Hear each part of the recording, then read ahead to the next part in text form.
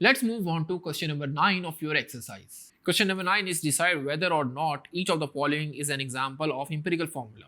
आपको बताना है कि फॉलोइंग ऑप्शंस में से क्या ये एम्पिरिकल फार्मूला के एग्जाम्पल हैं या नहीं है.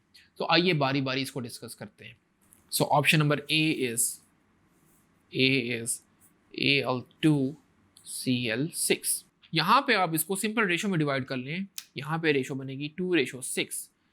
ये अभी भी डिवाइड हो सकता है, यानी 1:3 में डिवाइड हो सकता है. तो आपका एम्पिरिकल फार्मूला AlCl3 बनेगा. इसका मतलब कि Al2Cl6 ये आपका एम्पिरिकल फार्मूला नहीं है. अब बात करते हैं ऑप्शन नंबर बी की. Option number B is Hg2Cl2. यहाँ पे रेशो आप देखिए तो बनेगी 2:2. जब 2:2 बनेगी तो ये भी कैंसिल होके 1:1 आ जाएगी. तो फॉर्मूला आपका बनेगा HgCl. इसका मतलब HgCl2 भी आपका एम्पिरिकल फार्मूला नहीं है. देखते हैं पार्ट नंबर सी को. Part number C is NaCl. NaCl में जब आप इसको रेशो देखें तो ये बनेगी 1:1. तो फॉर्मूला आपका यही रहेगा.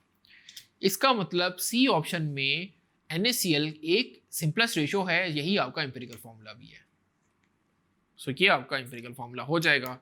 अब डी को भी देख लेते हैं. C2H6O. यहाँ पे आप सिंपलेस्ट रेशो निकालेंगे तो आप देखेंगे 2:6:1 बनेगी, which is once again simplest ratio. तो आपका फॉर्मूला बनेगा C2H6O. इसका मतलब कि C2H6O भी आपका एम्पिरिकल फार्मूला है. So hopefully you have understand all the parts very well. Thank you.